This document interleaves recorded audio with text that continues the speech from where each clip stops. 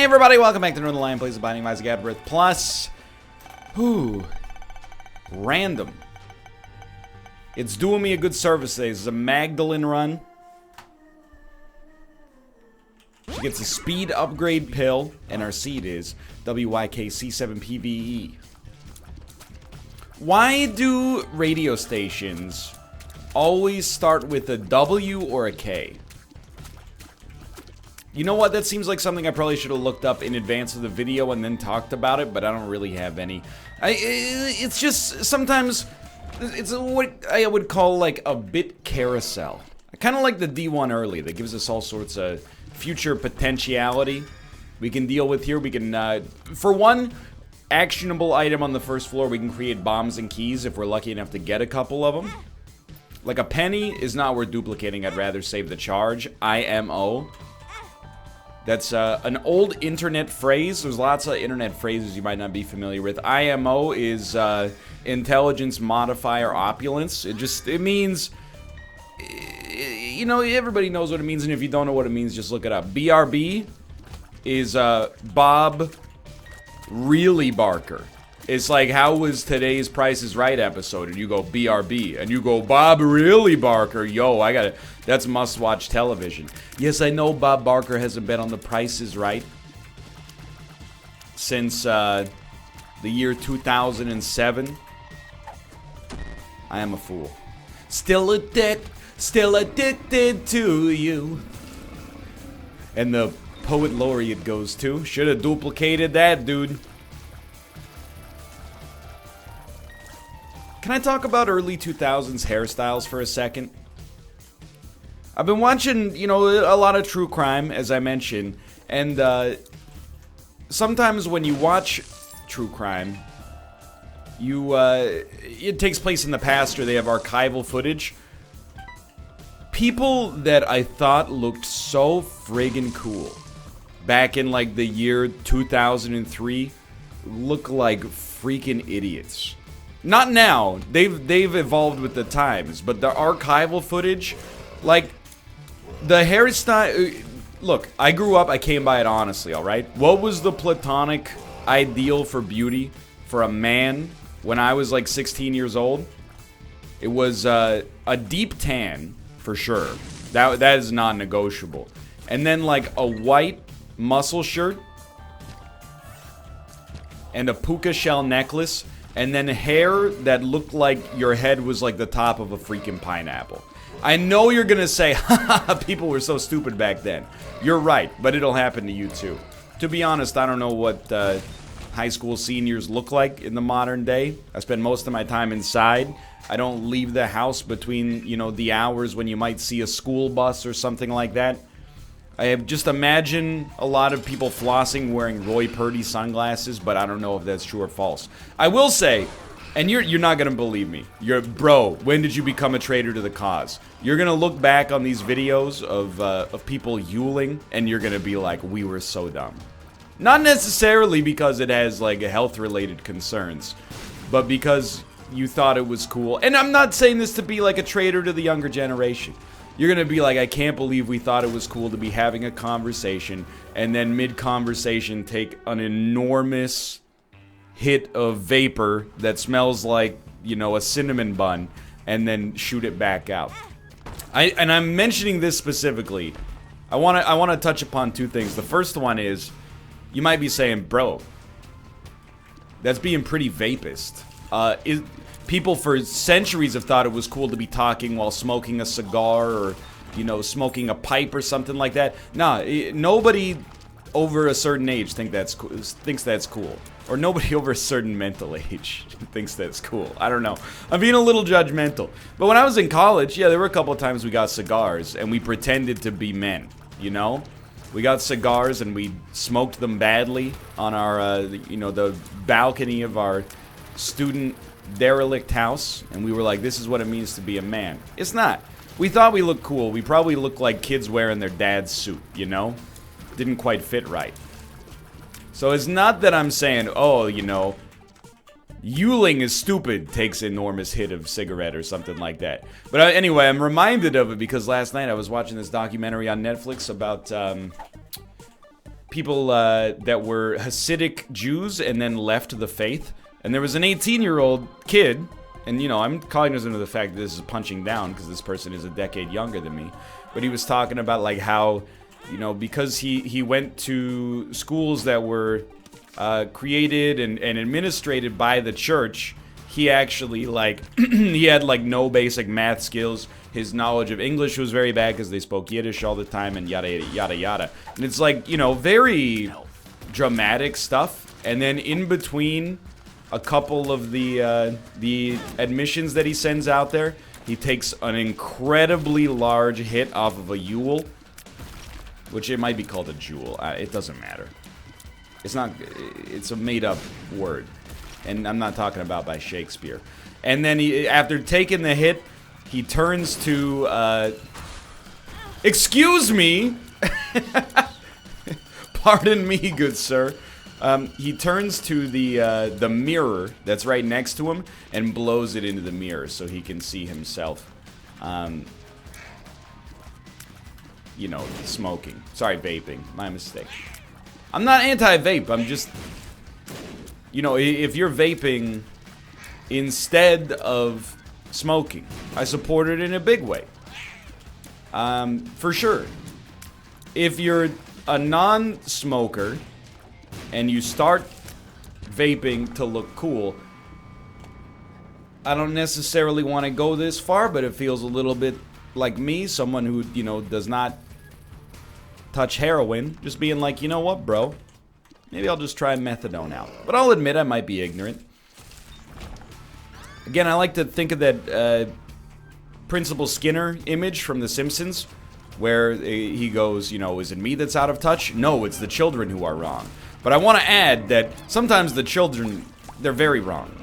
Not always. Sometimes it is the adults that are out of touch. There's no doubt about it. But sometimes the children are wrong. Take it from the generation that spent, you know, millions and millions of dollars on Crazy Bones, which are just plastic garbage. Yo, bro, I had a smiley. They're not plastic. Fake plastic sharks and cans. The fake plastic bearded man. Anyway, I'm not meaning to insult the Crazy Bones Corporation.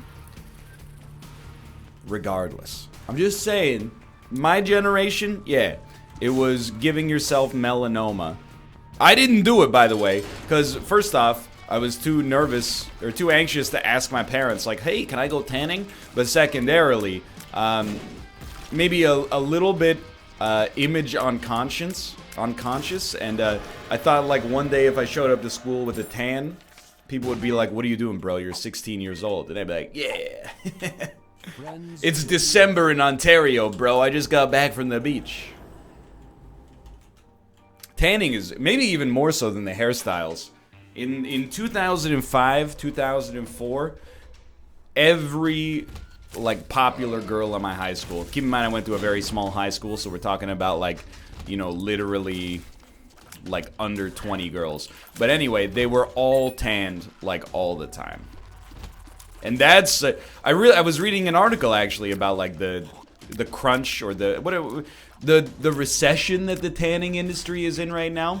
And I do feel for the people who run tanning salons. You know, I don't necessarily, I mean, I think that, sure, it is something that poses something of a public health risk, but simultaneously, I don't think anybody got into it that was like, I'm gonna sell skin cancer to teenagers, you know? They probably got into it because, like, their uncle owned a tanning bed or something like that, and the Simple Life was popping off in 2004, and, you know, business was booming. But now, you know, and rightfully so, I guess, I don't think I want to take that, honestly. I don't know if this is what public perception is like. By the way, I'm going to re-roll my whole run. How do I feel about it? I feel like I can fly, and that seems like a bonus. I don't know what the public perception is on tanning, but, you know, I imagine it's not good. Given, I mean, it just seems like a completely superfluous thing to do that's actually harmful for your health, but may contribute to you looking better. If you want to go out, by the way, you know, I see vlogs sometimes, because my wife watches vloggers, and some of them, you know, they talk about how they went out and got a spray tan. I think it's a waste of money. I would never do it. However, if it makes you happy, what do I care about somebody getting a spray tan? You know, you think it makes you look better, it gives you more confidence. By all means, enjoy your spray tan. I don't think there's probably a lot of people watching this video that are big spray tan sort of folks, and that's okay as well. But, you know, it's not an enlightened principle. I think it's a base principle of human compassion. If what you're doing doesn't harm anybody else, and it doesn't harm yourself, oh my god, I am so bad at this game right now. Who cares, you know? If what you're doing doesn't harm anybody else, but harms yourself, in a small way, maybe also, who cares, but I'm kind of still undecided about that. I'm working out how I feel about that. It's not really my business, but simultaneously, sometimes people get into harmful stuff for reasons that, you know, they were gated from being able to access that harmful stuff so easily. I believe that, you know, they could have had a richer life, perhaps, or at least not suffer from that unnecessary anxiety, but even then, you know, who am I to say? You know, I don't live a perfect life. I'm not saying I'm Mother Teresa or something like that, who also apparently didn't lead a perfect life, but anyway, I'm just using her as like a symbol, not so much, you know, talking about her legacy as a philanthropist or whatever.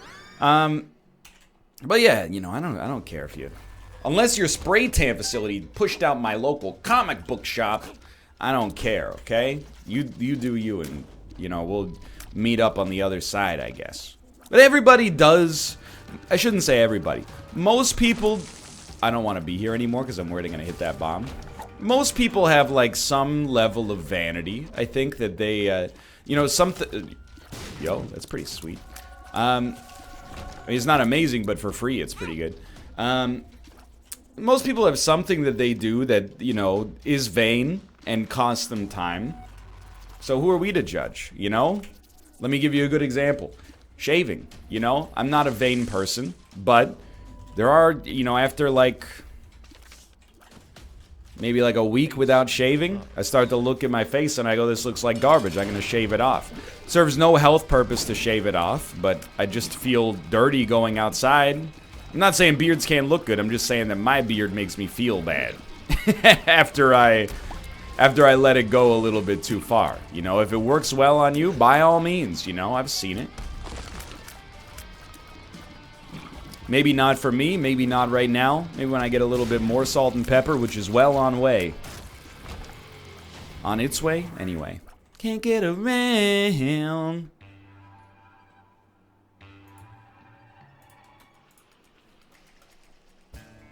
You know, even like, very few people, I think, just, and I don't know if you're one of these people. Enlighten me, I guess, but I think very few people just like wake up in the morning and they're like, I'm just going outside like this, don't even look in the mirror, you know, even if it just comes down to adjusting your hair or something like that. Everybody's got some vanity habits. Now, you know, a spray tan gets a little bit more extreme, maybe.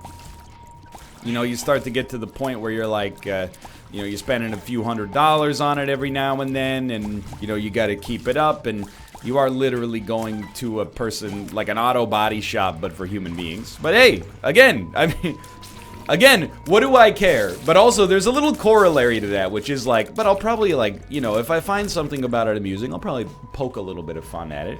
The fun is not meant to be poked, you know, from a disrespectful standpoint of like, hey, stop doing this, you loser. It's never meant to dampen your own enjoyment of life. It's to make you look at yourself. If we can all laugh at ourselves, we can have a good time, you know? I'm always surprised some people think I have, where am I trying to go with this? Some people think I am maybe a little bit too harsh on other people in my jokes. You know, I don't want to get too far behind the scenes here, but in many situations, you know, there have been times where I thought maybe I've taken it a little bit too far. I'm not the best at this skill, but I try. You know, if I feel in the discourse is like, oh, he went a little bit too far today, talk to that person one-on-one and be like, hey, you know, first off, whether or not you think I went too far, I want to apologize because the perception is that I went too far. And then tell me how you feel about it. Most of the time, people are like, it's fine. Some of the time, people are like, yeah, you know, I prefer, like, you didn't, you know, joke about it at that level or to that extreme. And I'm like, that's fine. Simultaneously, I am way not above making fun of myself. I went bald at 19. I walk on the balls of my feet, erroneously called the toes. I don't walk in a point position, but I'm an idiopathic toe walker. There's dozens of us. You know, these are things that when I was, I mean, not the baldness so much, weirdly enough, but, you know, the toe walking, I was very, very sensitive about when I was younger. You know, I think we've all got things that, you know, I don't want to say that, because I think it's naive to be like, just because I can laugh at myself, nothing's off limits. But, like, you know, there's an innate absurdity in humor to some of these things. And if you can laugh at yourself, I think it goes a long way, is where I'm trying to come at that one from, I suppose. But spray tans, if you're a spray tanner, get the heck out of this video right now, dude. Ah! Epsilon, how are we looking? Great damage, poor rate of fire. I really think the reroll has done us a great service. We don't need a tiers upgrade, and I know that's going to seem like a bizarre thing to say, especially coming from yours truly. The tier defender has logged on. But the truth is, I actually think, I mean, the most likely path to success would be a tiers upgrade. However, we already have a tiers upgrade. It's just a Whore of Babylon style tiers upgrade we can't take advantage of yet. That's right.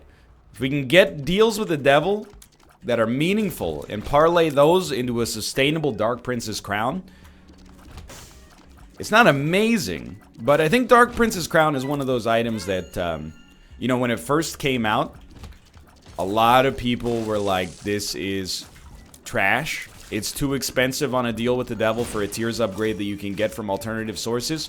And then, you know, once the dust settled and we had, you know, 6 months to play around with the item, it's not like a top tier devil item, but tiers upgrades are just so valuable that most of the time, you know, your HP exists in such supply that you don't mind, if you can finesse it at least, you don't mind trading for it. This, I mean, we got it for free on this one, so it's a little bit of a different story on top of that. Yeah, that's a big one.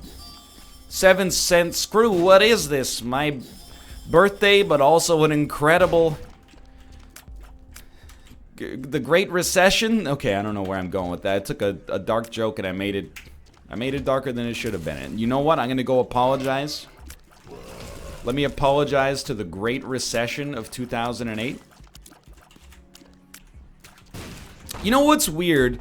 And you know that if you've watched this for a long time, you're going to say, he's going to say, you know what's weird about getting older. And I am. You're right. There's a couple of things. I was struck, and I talked about this in an earlier episode, and I'm just going to touch upon it, but Zombieland 2 had like a poster come out, and it's been 10 years since Zombieland, and it really is kind of remarkable when you look at the poster, because I think it's emblematic of like what it means to hit a certain age. Like me and Jesse Eisenberg, the lead actor in Zombieland, are roughly the same age. But if you look at the poster for Zombieland, and then look at the poster for Zombieland 2, Woody Harrelson, you know, he's probably in his late 50s, early 60s, looks exactly the same.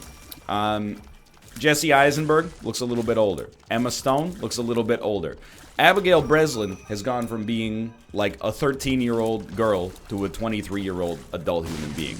That's why I talk about getting older in this way, because the thing about, you know, going from 10 to 20 is an enormous leap. Everything changes. Going from 20 to 30, you're like, yeah, I got like a couple of wrinkles and, you know, I gotta watch what I eat a little bit more. But apart from that, I've been a very similar human being for 10 years, and that's weird. You really get used to yourself. Whereas, you know, when you're younger, you kind of, you know, you're 15 and you're like, I wear a belt with spikes on it. This is who I am. And then you're 16 and you're like, I exclusively wear Lacoste polo shirts.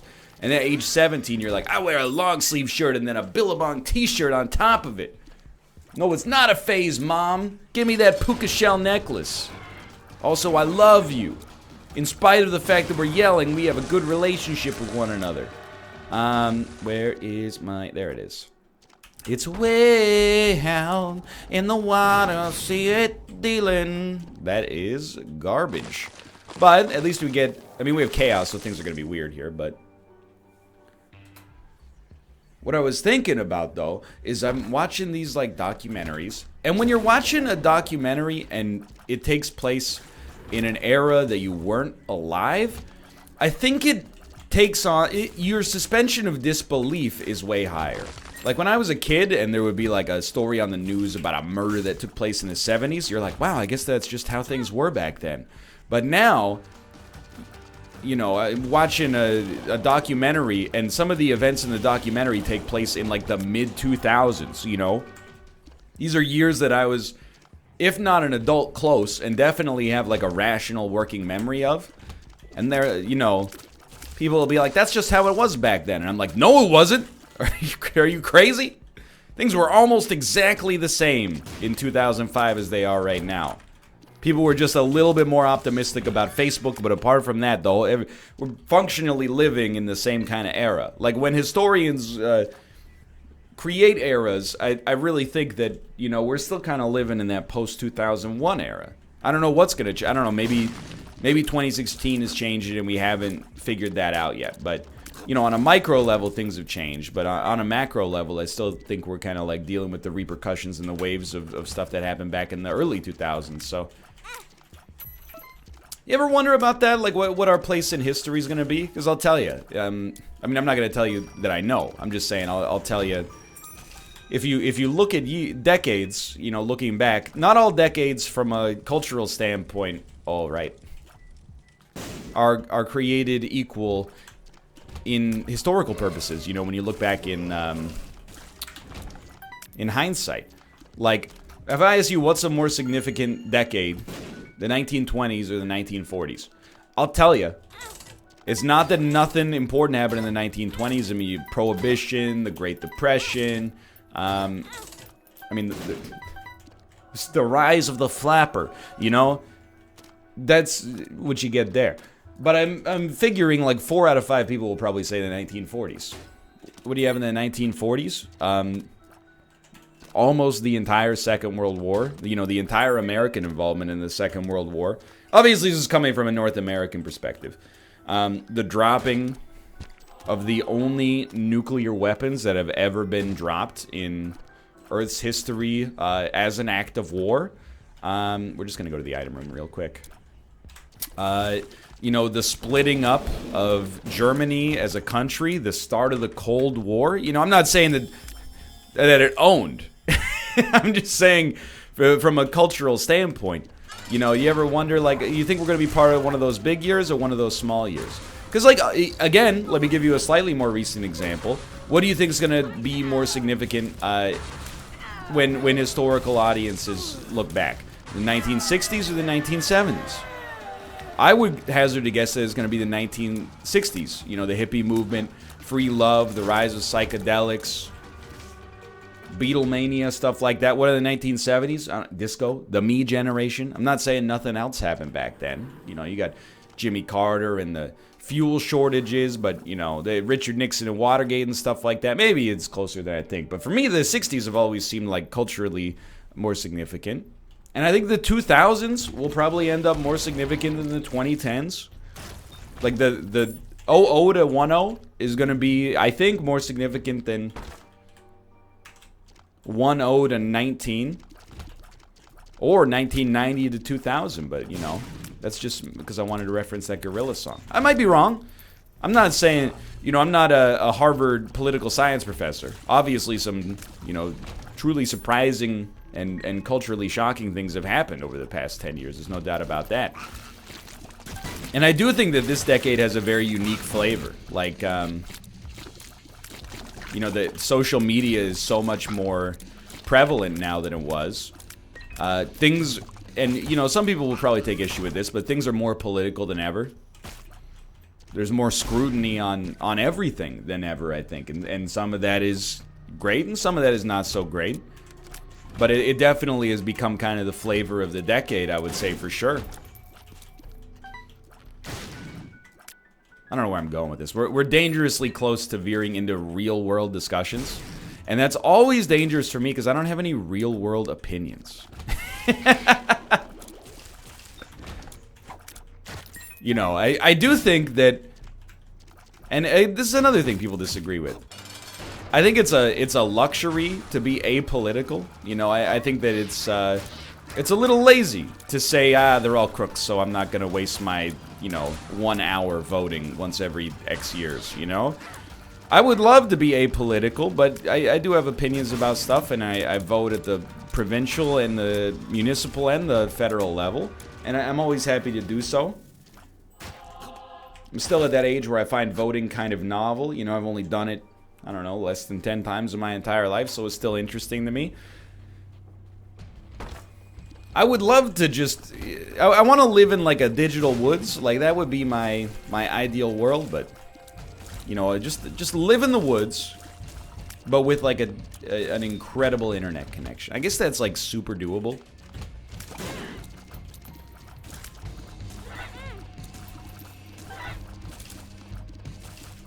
I want to brag, by the way, not to make this political, but, Howard Schultz is running for president, or considering it, the Starbucks CEO, and I saw a clip of him. I'm not making this up, by the way. He was asked 3 questions. The first one was like, why should you be president? Who cares? Blah, blah, blah, blah, blah. The second one was like, who's your favorite president in the last 50 years on both sides? And I was like, 100% my dude's gonna say Ronald Reagan. And then on the Democrat side, he said FDR, who, died in the 30s, which was not 50 years ago, but he's an old dude, I'll allow it. Sometimes I forget that the year 2000 wasn't like 10 years ago. But then they asked, I thought this was a genius question for a fluff question. How much does an 18-ounce box of Cheerios say? Or does it cost, I mean to say. And he said, I don't know. I ain't ever ate Cheerios in my whole life, so I can't answer that question. And they all laughed. And I said, yo, bro, it's $4. And then the lady was like, it's $4. And I was like, hell yeah, dude. I should be president. I go to the grocery store. I don't buy Cheerios either. I walk down the cereal aisle and I go, $4 for Cheerios? I'm not gonna... I felt personally vindicated when I answered that question correctly. And by the way, I'm sure, it changes based on what store you're shopping at. I took what I would describe as a composite view of cereals. I don't know why I thought that was my own shot. And I said, it's probably around $4 American. When she said $4, I said, I am now uniquely qualified to be president. I am the everyman. I mean, again, this is not being specifically political. It's being broadly political. I suppose I do have some reservations about a man so out of touch he couldn't possibly approximate the cost of a box of cereal. You don't find that true? It's like the Arrested Development quote where, the mother has lived in the lap of luxury for her whole life. And she goes, it's just 1 banana, Michael. How much could it cost? $10? It's just a little alarming. Even if he had answered the question, and if he went like, it's $10 for a box of Cheerios, I would have been like, you know what? He's not so far out of the realm of realism. Like, a box of cereal being $10, I could see that being a man who shops at a California Whole Foods and is like, that's how much cereal costs. I would tell him, hey dude, if you want to capture, non-coastal parts of the United States on the Electoral College map, you probably want to understand that, the average American is not spending $10 on a box of Cheerios. That's ridiculous. Maybe your time as the CEO of the Starbucks Corporation has caused you to become slightly financially out of touch of what the average, standard of living is. But I would be like, you know what, at least he tried. He didn't say like $1,000. But when he said, I don't know, I don't eat Cheerios, there's only 2 ways to take that. One is the man is an extreme literalist and was like, if I can't give you the exact right answer, I'm not going to answer at all. I do respect that, but I don't think that's what happened. I think in his head he freaked out and said, I have no idea. And there's things I don't have any idea of what they cost that I probably should. I'll level with you. I don't know how much car insurance is supposed to cost, and I buy it every year. Every year I buy it and I go, I'm sure there's been some mistake. I've never had a car accident in my entire life. I've been driving for, how old am I? I've been driving for like 13 or 14 years. You're telling me it's still $300 a month to insure this piece of garbage that even the company has washed their hands of? That doesn't make any sense to me. Anyway, So, you know, you might get me on Morning Joe running for president. How much does a year of car insurance cost? I'd be like, I don't know, $3,000. They'd be like, ooh, Howard Dean style gaff. Underage and foreign national trying to run for president in spite of the Constitution saying he can't for multitudes of different reasons gets questioned grossly incorrect. Yo. I do think I'll take 9 lives here, but it's not a decision I make lightly. Because we have Dark Prince's Crown, 9 lives was a tiers upgrade as well, but it comes with some potential negatives. Case in point. Again, a lot of this comes back to, and I don't know, I haven't decided how I feel about Howard Schultz. First off, guess what? I don't have to vote in your election, which is awesome. I just get to watch the fireworks. But secondarily, maybe he's beyond qualified. You know, just because he's getting dunked on Twitter, you know, it raises questions, but that doesn't mean he's incapable of doing the job, I suppose. I'm undecided for sure. And, you know, we're just at that, you know, when you're not hungry but you're peckish? That's where we're at in the American election cycle right now, where, you know, people you've never heard of in your entire life are like, I'm the governor of Delaware, and I'm running for president in 2020. And you're like, I've never even heard of you. You might be the next leader of the United States. That's crazy. It's like watching American Idol, and you know, someone comes up with the microphone in their hand, and you're like, oh, I wonder, the next note that comes out of their mouth could be the birth of a Kelly Clarkson, or a Taylor Hicks, or it could be the birth of a William Hung. Nobody knows. I had the time of my life, and I've never felt this way before. See, that would be a William Hung sort of situation. Anyway, it's a very exciting and also hilarious time. All I'm going to say is, I still think that the ideal leader of the free world is somebody that doesn't want it. I think it should be something that a judge has to sentence you to. Like, you do extremely well in your profession and your community for like 1,000 years. Well, that's obviously ridiculous. You know, for like 40 years. And then somebody in your community narcs on you to the government and goes like, hey, this person's like a really good person. You know, they're really accomplished, really smart, responsible. They do great things for the community, and they care for their fellow man. And then you get a letter in the mail that's like, hey, just so you know, somebody nominated you for president, and it's like jury duty, right? And if you don't go, they put you in jail.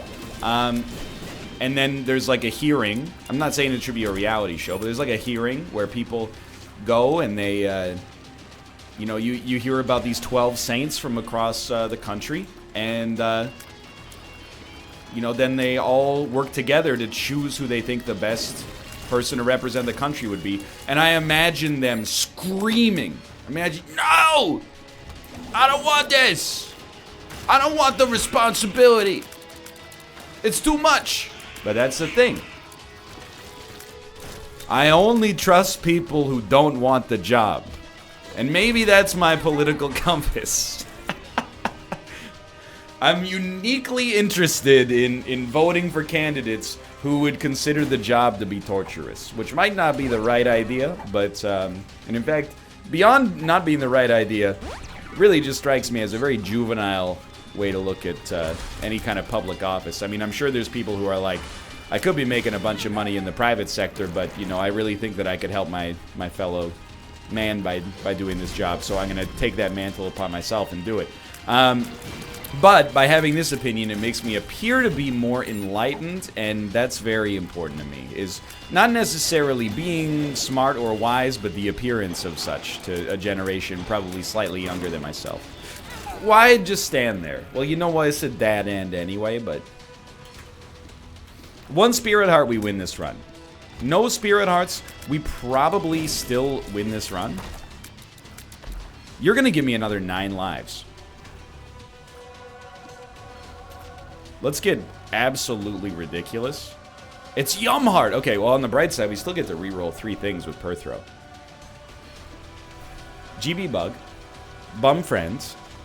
Boom. Ready or Not. That's an assortment of relatively useless items. Wouldn't have thought it was possible to get 3 relatively useless items in this unique situation. This is a bummer because in all likelihood, we're going to have to go through that room. But I am going to take a little sojourn, if you will, a detour, and see if perhaps we don't have to pass through that obstacle in order to get to the boss. And actually, the fact that it appears like we're going to be able to go straight ahead here for another, at least, room, it's got me thinking the odds are maybe a little bit more in our favor. Okay, disregard that immediately. You know what they say about assuming.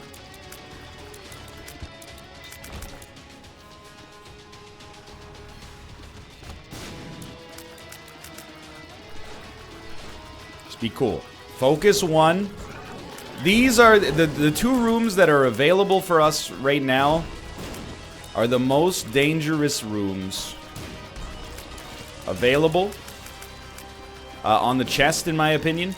To get through one of them, all I'm hoping for is that this is indeed the right way. And again, with every room that goes by, I think it does get a little bit more likely, just by definition, that this is probably potentially the right way. I certainly hope so. I mean, Blue Baby is probably literally easier for us to fight than a double adversary room. At least when it comes to not getting hit once. We do have to deal with curved shots, but I would love one more rune as well. In fact, I'm actually gonna... we might need to do 2 rooms to get a rune, but I'm gonna give it one more try.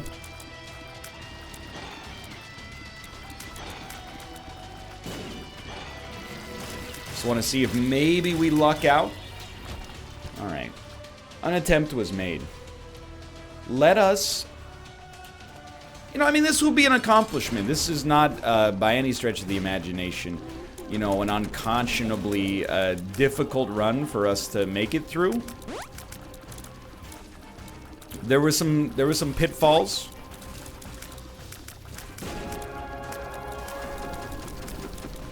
And there still might be. You know, you gotta... It's the curved shots and the homing shots coming in simultaneously that creates a matrix that is very difficult to dodge bullets. But I'm hoping that we've created a run that Morpheus would say, when you're ready, you won't have to. We've done it. Good run. Hey, thanks for watching. I hope you guys have enjoyed the episode. If you did, click the like button. Helps out a great deal. Of course, subscribe if you want to see more in the future. For now, thanks for watching, and I will see you next time. See you.